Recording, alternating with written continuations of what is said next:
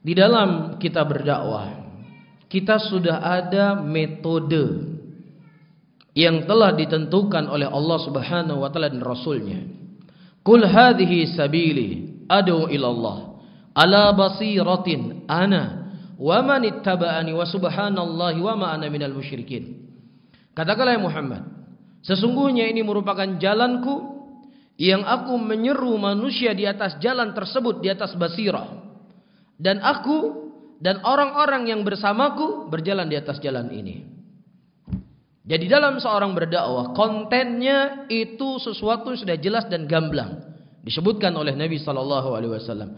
Dan juga jalannya itu wasilahnya juga apa yang telah ditentukan di dalam syariat. Iya, ketika Anda menjadi seorang dai, Andalah yang mengajak orang-orang yang masih minim dengan ilmunya kepada apa? Kepada ilmu, kepada jalan yang benar.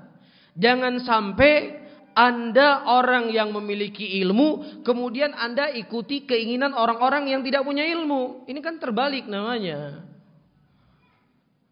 Terbalik atau enggak? Jadi sekarang yang punya ilmu kamu atau orang yang kamu ajak? Orang yang kamu ajak menurut pandangan Anda adalah orang yang tidak punya ilmu. Makanya diajak kepada ilmu. Jangan kamunya lari kepada orang yang tidak punya ilmu. Ini keliru. Bisa difahami? Jangan kita ikuti keinginan-keinginan orang. Tapi keinginan-keinginan orang ini kita tundukkan kepada Allah dan Rasulnya. Kemudian yang selanjutnya, kita tidak dibebani oleh Allah Subhanahu wa taala untuk menjadi seluruh manusia di muka bumi ini taat sama Allah, enggak disuruh. Kita enggak punya Enggak punya kemampuan. Kita hanya diperintahkan oleh Allah, fazda bima tu'mar. Perintahkan, jalani apa yang diperintahkan oleh Allah. Engkau sampaikan kebenaran, diterima alhamdulillah, tidak diterima toh orang yang lebih mulia dari kamu, Nabi Nuh alaihissalam. Berdakwah 900 tahun lebih, anaknya tidak bisa masuk Islam. Anaknya sendiri enggak masuk Islam. Apakah Nabi Nuh kurang hikmah dalam berdakwah?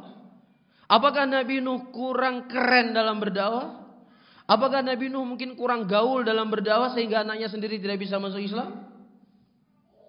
Nabi Nuh dakwanya bukan model seperti kamu. Nabi Nuh berdakwah seperti apa yang diperintahkan oleh Allah. Diterima ya alhamdulillah, tidak diterima beliau sudah menjalankan kewajiban yang Allah wajibkan kepada beliau. Rasulullah sallallahu alaihi wasallam, manusia yang paling terbaik, yang paling hikmah, yang paling baik akhlaknya, yang paling sejuk lisannya. Beliau tidak bisa mengajak pamannya Abu Thalib masuk Islam. Ini sebenarnya mengajarkan kepada kita jangan kita membebani diri. Sehingga kita membebani diri apa yang itu di luar kebatas kemampuan kita, agar bagaimana orang atau audien yang kita ajak itu senang dengan kita, akhirnya serempet sana serempet sini. Pakai kalimat-kalimat yang naudzubillah. Ya, ketika kita berdoa wallahu alam ya, mungkin namanya kalimat-kalimat itu akan bertambah. Ya, mungkin ketika kita berdoa sama Allah seperti kita kirim WhatsApp, ya terkadang dibaca, terkadang di-reject atau seterusnya. Apa-apaan dakwah seperti ini ya ikhwah? Apa-apaan di dakwah seperti ini?